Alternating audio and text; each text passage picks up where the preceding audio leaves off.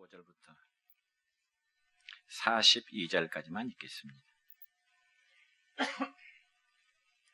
마가복음 1장 35절부터 42절까지.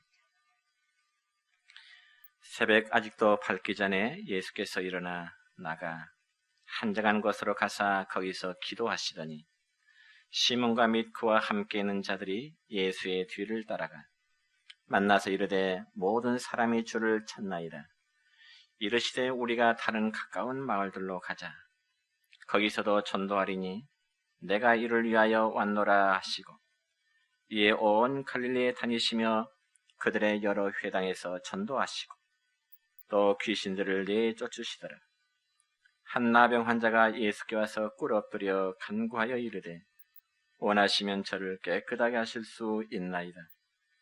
예수께서 불쌍히 여기사 손을 내밀어 그에게 대시며 이르시되 내가 원하노니 깨끗함을 받으라 하시더니 곧 나병이 그 사람에게서 떠나가고 깨끗하여 진지라. 아멘. 사랑과 축복의 메시지 나누겠습니다. 사랑하고 축복합니다. 사랑하고 축복합니다. 오늘은 신약성경 마가복음 1장 35절부터 42절에 있는 말씀을 중심해서 중요한 세 가지 본이라는 제목으로 말씀을 선포하고자 합니다.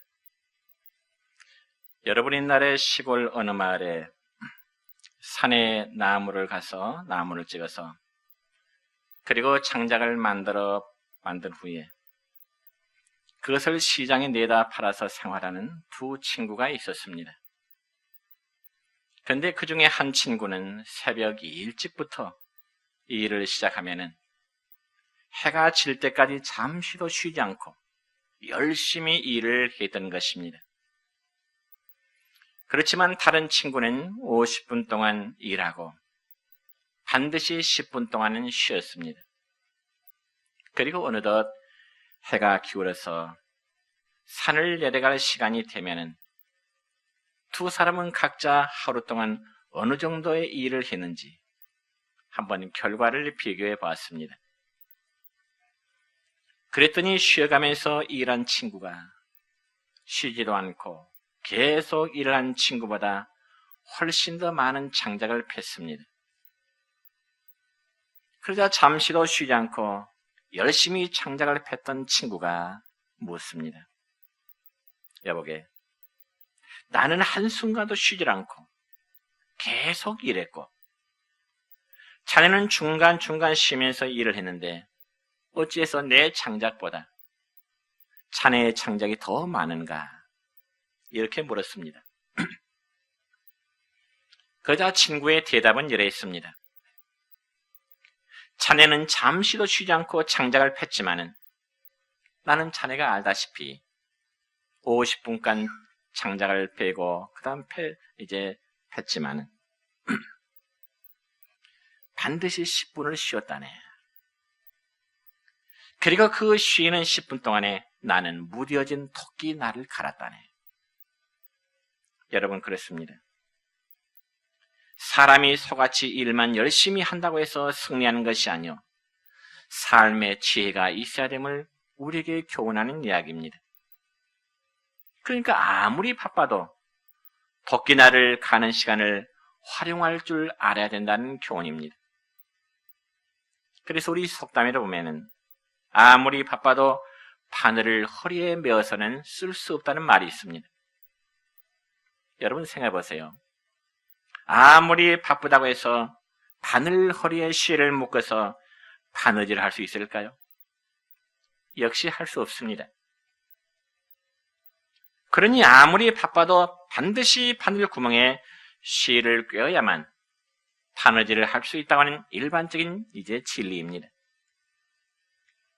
여러분 그와 마찬가지로 우리의 신앙생활도 그렇습니다. 이런 일 저런 일로 인해서 바쁘다고 하면서 정말로 중요한 일을 우리가 게을리 한다고 하면은 신앙생활을 제대로 할 수가 없습니다. 그래서 방금 전에 읽은 이 본문의 말씀을 보면은 예수님께서는 우리가 아무리 바빠도 빼놓지 말아야 될 세 가지의 중요한 것이 무엇인지 실제로 주님은 우리에게 삶의 본을 보여주셨습니다. 그러면 과연 예수님 우리에게 보여주신 중요한 세 가지의 본이 무엇일까요?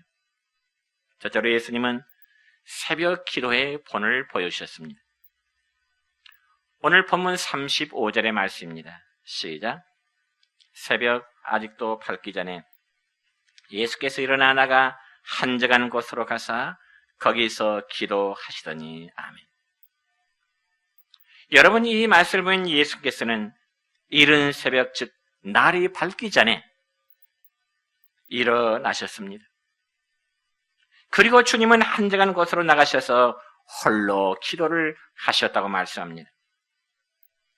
물론 그렇다고 해서 예수님은 새벽에 기도하시기 위해서 전날 밤에 일찍 주무신 것은 아닙니다. 오늘 본문의 말씀 내용 이전의 내용을 보면은 첫날은 바로 안식일이었습니다. 그래서 예수님은 안식일 날 아침부터 회당에서 말씀을 가르치셨고요. 또 주님은 안식일 오후 시간에 베드로의 집에 신방을 가셔서 베드로 장모의 10병을 고쳐주시는 그런 일을 수행하셨습니다. 그리고 해질 무렵에는 많은 병자들과 귀신 들린 자를 사람들이 데리고 예수님께 나왔습니다. 물론 그들은 예수님에 대한 소문을 듣고 고침 받기를 원하는 간절한 마음의 소원 때문이었을 것입니다. 그러니 예수님의 입장에서는 그 많은 사람들을 대하시기에 얼마나 힘드셨겠습니까? 하루 종일 많은 사람들을 영육간에 섬기시느라고 정말 피곤하셨을 것입니다. 여러분, 그러고 예수님의 그런 일이 무슨 이벤트 행사처럼 한두 번 하고 끝나는 것이 아니라 계속됐습니다. 그래서 마가복음 3장 20절의 말씀 보면 이렇게 기록됩니다. 시작. 집에 들어가시니 무리가 다시 모이므로 식사할 겨를도 없느니라. 아멘.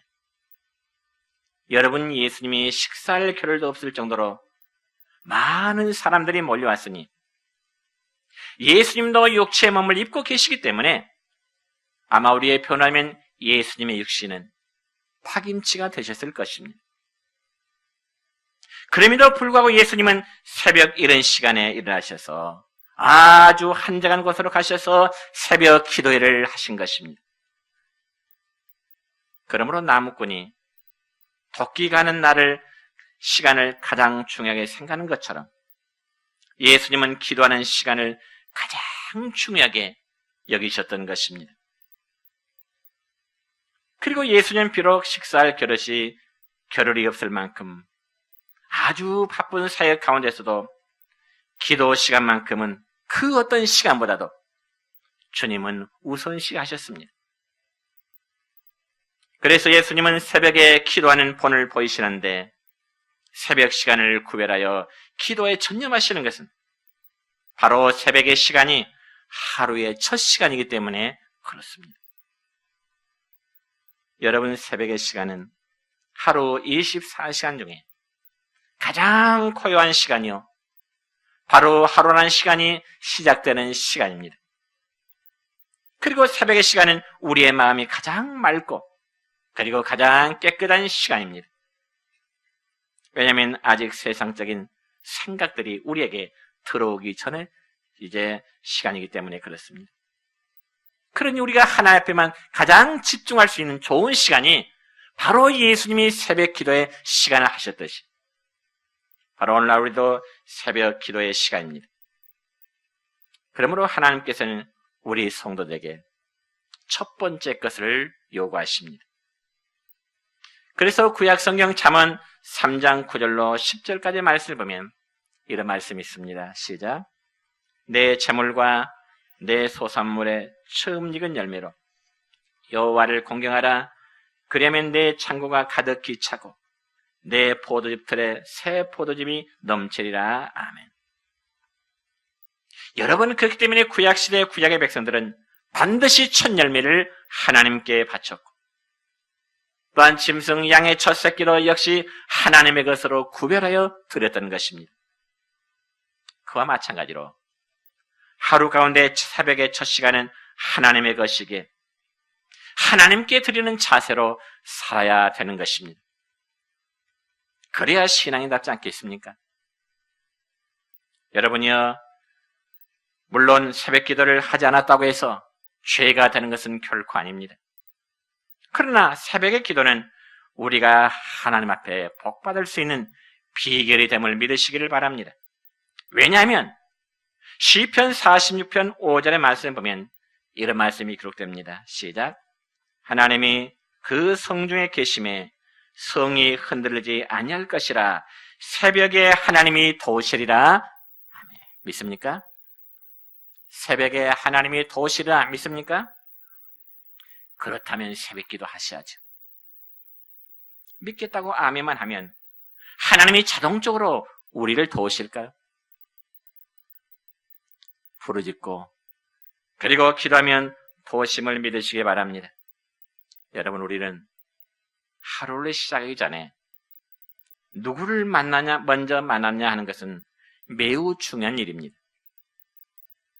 여러분, 어떤 분은 아침에 눈을 뜨자마자 리모컨을 들고 TV를 켜는 첫 인사가 있는가 하면, 또 요즘 젊은이들은 눈을 뜨자마자 핸드폰을 손에 켜는 모습들이 많습니다. 그러나 그리스도인이라면 제일 먼저 하나님을 만나고 그분의 음성을 성경을 통해서 들어야 하는 것입니다. 그래야 하나님 중심으로, 그리고 하나님 앞에서 가장 중요한 일이 무엇인지를 알 수 있게 되는 것입니다. 그러므로 시편 119편 147절로 148절까지 말씀 보면 이런 말씀이 기록됩니다. 시작. 내가 날이 밝기 전에 부르짖으며 주의 말씀을 바라싸우며 주의 말씀을 조용히 읊조리려고 내가 새벽녘에 눈을 떴나이다. 아멘. 여러분, 시편의 기자는 날이 밝기 전에 하나님께 기도하면서 주의 말씀을 사모했다고 말씀하고 있습니다. 또한 주의 말씀을 읊조리려고 새벽녘에 눈을 떴다고 기록하고 있습니다. 그래서 여기 읊조린다는 말을 사전에 보니까 뜻을 음미하면서 낮은 목소리로 시를 읊는다, 그런 뜻입니다. 그렇다면 성도 여러분의 삶은 어떻습니까? 바쁘고 피곤하니까 기도할 시간이 없고 더군다나 말씀 묵상하는 삶이란 남의 일처럼 생각하지는 않으십니까? 그래서는 안 되죠. 참으로 성도는 하루의 시간 가운데 가장 첫 시간을 하나님과 영적인 교제를 가지면서 하루의 시간을 시작해야 되는 것입니다. 물론 여러분이 새벽에 교회까지 와서 함께 예배한다면, 그리고 함께 기도한다면 그보다 더 귀한 일이 어디 있겠습니까만, 그렇지 못할지라도 여러분의 안방을 기도의 차단으로 삼으시기를 바랍니다. 그래서 하나님, 오늘 또 하루를 열어주시니 감사합니다. 하나님, 오늘 또 내 삶이 복되게 해 주시옵소서. 오늘 또 성령님 도와주시고 지켜주시옵소서. 이렇게 기도하는 여러분 되시기를 축원합니다. 여러분, 특별히 종교개혁자 가운데 마르틴 루터라는 사람은 그의 저서에서 이런 글을 기록했습니다. 내가 요즘 점점 바빠지는 것 같다. 그러므로 더 기도해야 되겠다. 여러분, 사람들은 이 바쁘다는 이유와 그리고 핑계를 대면서 경건 생활에 게을러지는 그러한 경우가 많습니다. 그러나 바쁠수록 더욱더 경건 생활에 힘쓰시기를 주의 이름으로 축원합니다.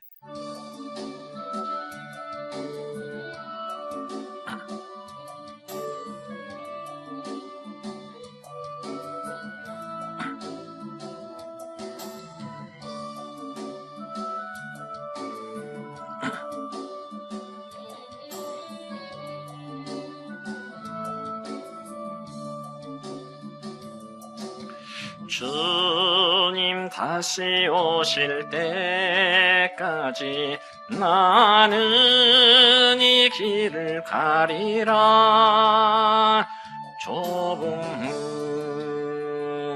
좁은 길 나의 십자가 지고 나의 가는 이 길 끝에서 나는 주님을 보리라. 영광의 내 주님 나를 맞아주시리. 주님 다시 오실 때까지 나는 일어나 달려가리라. 주의 영광 온 땅 덮을 때 나는 일어나 노래하리. 내 사모하는 주님 온 세상 구주시라. 내 사모하는 주님 영광의 왕이시라.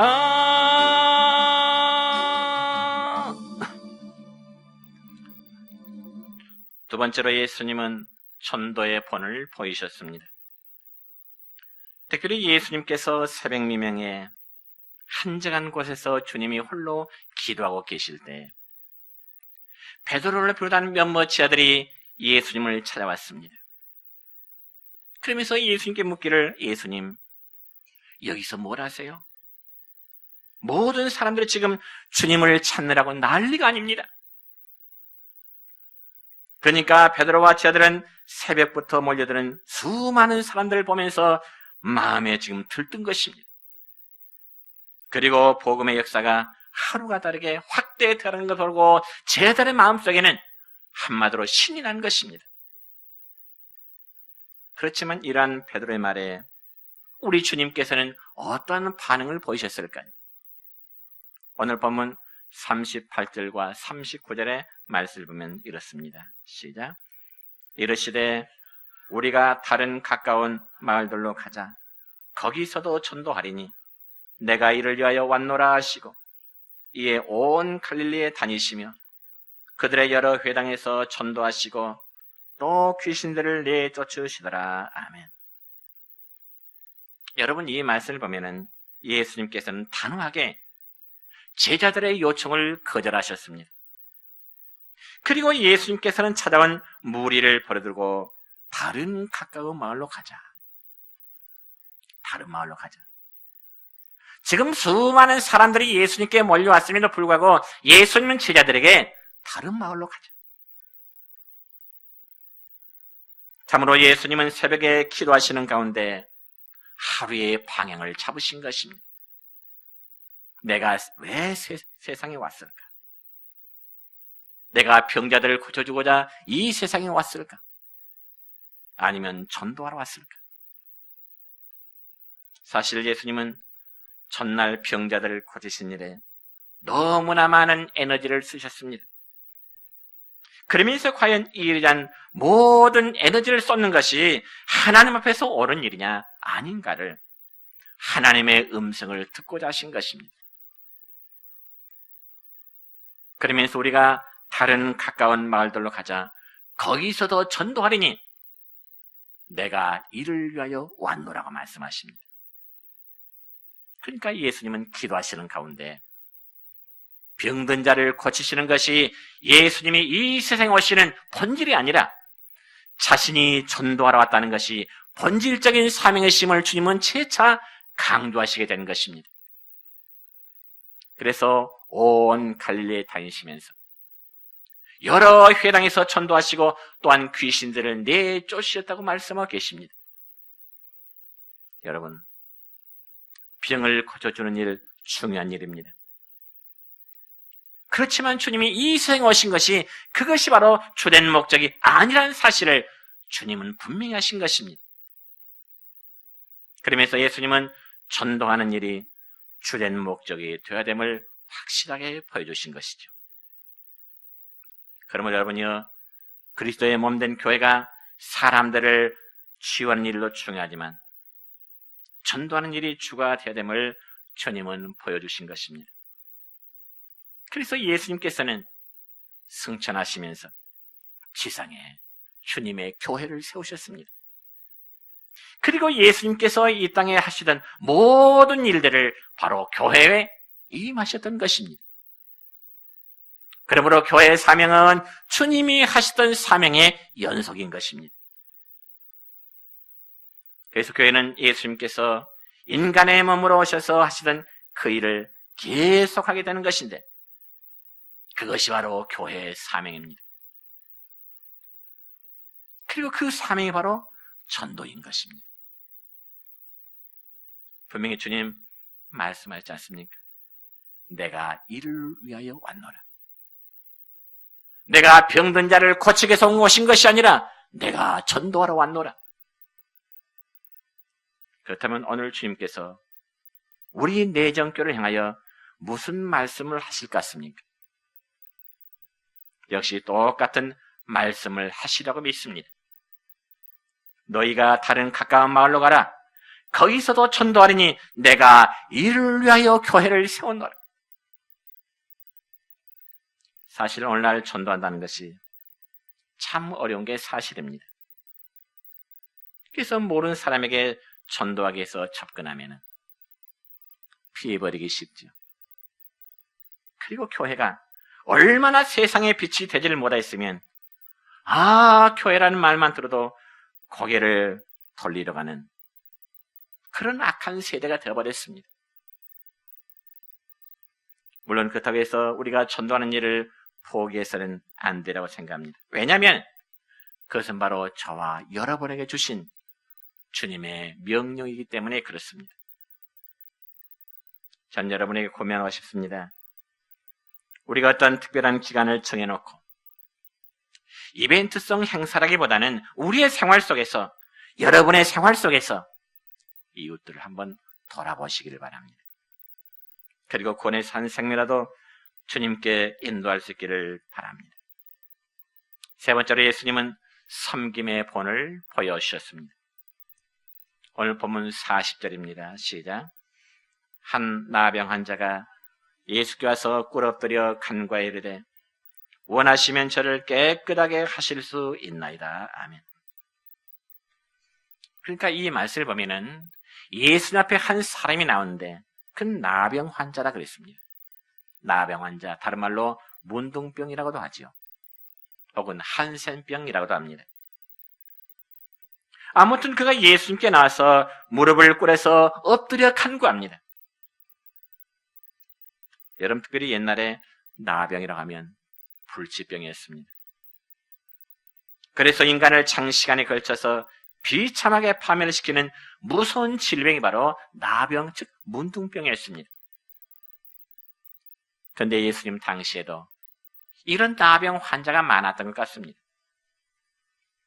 그래서 마태복음 10장 8절의 말씀 보면은 예수님은 제 아들을 저 전도여행 보내실 때 하신 말씀이 있습니다. 병든 자를 고치고 나병 환자를 너희들이 깨끗하게 해주어라. 왜냐하면 나병은 무엇보다도 이 접촉성 전염병이기 때문에 온 가족들에게 전염될 수가 있었고요. 또한 공동체 사회에 퍼질 수 있기 때문이었습니다. 그렇기 때문에 나병 환자들은 철저하게 격리되었습니다. 그래서 이 동네에서 추방되어 동네 바깥 어두컴컴한 동굴 속에서 혼자 살지 않으면 안 되었습니다. 당시의 나병 환자들, 문둥병자들이 그렇다는 거죠. 그러면서 이 나병 환자들은 하나님과 세상에서 철저히 버림을 받게 되었고요. 마치 저주받은 인생의 대명사로 여겨지게 된 것입니다. 그러니 당시의 나병은 치료가 불가능했기 때문에 한마디로 절망적이었습니다. 소망이 없습니다. 그런데 한 나병 환자가 믿음으로 예수님께 나오게 된 것입니다. 그러면서 그가 꿇어 엎드려서 간구합니다. 뭐라 간구할까요? 오늘 본문 40절 하반절의 말씀입니다. 시작. 원하시면 저를 깨끗하게 하실 수 있나이다. 그러니까 나병 환자는 예수님께서 자기의 질병을 깨끗하게 고칠 수 있다는 확신이 있었습니다. 그리고 예수님의 크신 권능을 믿었기에 예수님께서 원하시기만 한다면, 예수님이 마음으로 허락하시기만 한다면 자기의 질병을 고쳐주실 수 있으란 그 믿음이 나병 환자에게 있었던 것입니다. 그런데 그는 예수님에게 치유를 간구하면서 원하시면이라는 조건부를 달고 있습니다. 원하시면. 그럼 여기 원하시면의 의미가 무엇일까요? 그래서 바로 예수님께서 과연 자기와 같은 추한 죄인을 받아주실까? 그런 마음의 표현입니다. 다시 말씀드려서 예수님이 원하실 수도 있고 예수님이 원하시지 않을 수도 있다는 말입니다. 그러니 예수님의 주권에 완전히 맡기겠다는 것입니다. 예수님의 뜻에 맡기겠다는 것입니다. 그러면서 주님 앞에 꿇어엎드려 긍휼을 구할 뿐이었습니다. 그렇다면 그러한 나병 환자의 요구에 대한 우리 예수님의 반응이 어땠을까요? 오늘 본문 41절입니다. 시작. 예수께서 불쌍히 여기사 손을 내밀어 그에게 대시며 이르시되 내가 원하노니 깨끗함을 받으라 하시니. 아멘.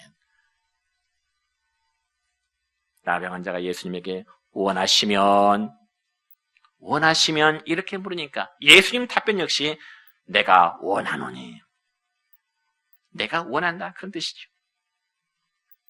주님이 원하시니 깨끗함을 받으라 하시니 그의 나병이 깨끗함을 받게 된 것입니다. 이처럼 예수님은 사람을 불쌍히 여기셨습니다. 그리고 긍휼히 여기사 주님 자신의 손을 나병 환자에게 내밀어 주신 것입니다. 그렇지만 이러한 일은 당시의 유대 사회에서는 있을 수 없는 일이었습니다.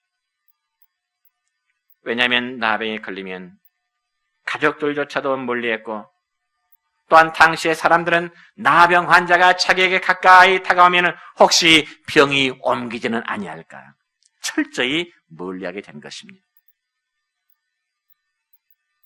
이는 마치 얼마 전 우리나라에 메르스의 공포가 확산될 때 모든 사람들은 사람들에서 경계했습니다. 그래서 메르스 확진을 받게 되면 그때부터는 바이러스 균이 밖에 빠져나가지 못하도록 만든 소위 음압병동에서 집중적인 치료를 받아야 했고요. 또한 메르스의 이제 의심 환자는 철저히 격리를 시켰습니다. 바로 그런 상황에서 어떤 사람이 기침이라도 하게 되면 혹시 저 사람은 메르스에 걸리지 않았을까? 그 정도로 우리가 의심을 가져볼 정도였습니다. 그런데 하필 그 무렵에 제가 메르스가 극성을 부릴 때 하필 감기 기침이 심해서 병원에 입원까지 했지 않습니까?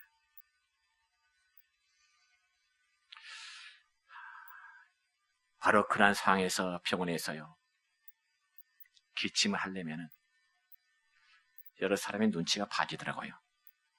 사람들이 있으면 병원 저 구석에 가서 조용히 기침을 하고요.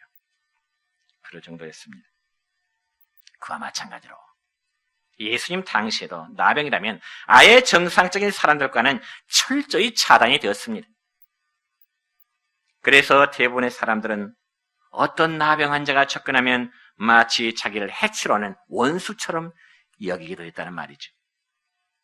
그런데 예수님은 구약의 율법을 어기면서까지 나병 환자에게 주님이 먼저 손을 내미셨습니다.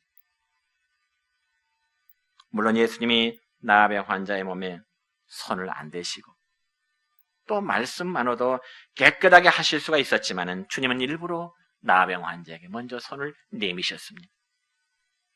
왜 그랬을까요? 이는 그 사람 마음의 상처까지도 치료하시고자 함이었습니다.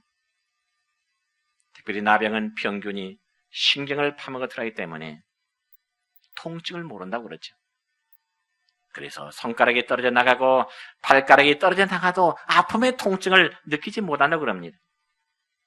그러므로 육적인 고통을 모릅니다. 그렇지만 여러분이요, 나병 환자에 있어서 가장 커다란 고통이라면 하나님과 사람들로부터 버림을 받는 일이었습니다. 그렇기 때문에 사랑하는 가족의 손이라도 한번 잡아보고 죽는 것이 마치 소원일 정도였습니다. 그러나 아무도 그의 아픔에 동참해 주질 않았습니다. 부모, 형제까지라도. 그런데 예수님께서는 그에게 사랑의 손을 내밀어 주심으로 그 마음 깊은 곳에 있는 상처를 주님이 어루만져 주신 거죠. 뿐만 아니라 예수님께서는 내가 원한다 하심으로 그 마음에 남아있는 불안까지라도 깨끗하게 지워주신 것이죠. 이처럼 예수님은 사랑으로 나병 환자를 섬겨주심으로 죄로 병든 영혼을 어떤 사랑으로 섬기하는지 친히 본을 보여주신 것입니다. 여러분, 예로부터 나병은 죄로 병든 우리 인간의 모습을 대변하는 것으로 그렇게 알려져 있습니다. 그래서 문둥이 같은 죄인이라는 말을 많이 사용했습니다. 왜냐하면 죄란 문둥이처럼 접촉성 전염병이기 때문에 그렇습니다. 그리고 죄는 나병처럼 처음 죄를 지었을 때는 마음이 아프고 괴롭지만은 점점 감각이 무뎌져 가게 되는 것입니다. 또한 죄를 지으면 주위 사람들과의 관계성이 파괴되어 버립니다. 그래서 하나님과의 관계는 물론이고 친구와 가족들과의 관계도 파괴되어 버리죠. 그리고 나병 환자처럼 늘 외로움에 사로잡혀서 괴로워하게 됩니다. 뿐만 아니라 죄를 지게 되면요, 나병 환자처럼 점차 인격이 파괴되어집니다. 그리고 사람이 취해지고요, 흉측해집니다. 그와 마찬가지로 결국 죄는 나병처럼 결국 죽음에 이르게 되는 것입니다. 이처럼 죄는 영적 불치병입니다. 죄는 영적 불치병입니다. 죄로 병든 현대인들은 나병 환자같이 극도의 소외감에 고통을 당하고 하나님과 단절되어 참담한 심정으로 살아갈 수밖에 없습니다. 이처럼 추하고 냄새난 죄인들을 예수님께서는 크신 사랑으로 우리에게 먼저 다가오셔서 죄인들을 주님은 먼저 섬겨주셨던 것입니다. 그리고 십자가의 보혈로 우리의 상처를 치유하시고 진리의 말씀으로 우리 영혼을 깨끗하게 해주신 것입니다. 그렇지만 현대인들에게 가장 심각한 문제는 뭘까요? 관계성의 단절입니다. 여러분, 우리나라의 자살률이 점점 심각해져 가고 있는데요. 사람들이 왜 극단적인 자살하게 될까요? 여러 가지 이유가 있겠지만은 한마디로 표현하자면 관계성 단절에서 오는 절망감 때문인 것입니다. 인간의 이기적인 죄 때문에 사랑하고 믿고 신뢰하는 모든 관계가 파괴되어져 버립니다. 그러므로 현대인들의 측면에 있는 가장 심각한 문제는 바로 관계성의 단절. 그렇다면 성도들에게 있어서, 예수 믿는 성도들에게 있어서 가장 심각한 관계가 뭘까요? 하나님과의 관계 단절입니다. 성도들과의 관계 단절입니다. 그럼 우리는 이러한 자들에게 먼저 사랑의 손을 내밀어 보십시오. 그리고 진정한 섬김의 모습을 보여보십시오.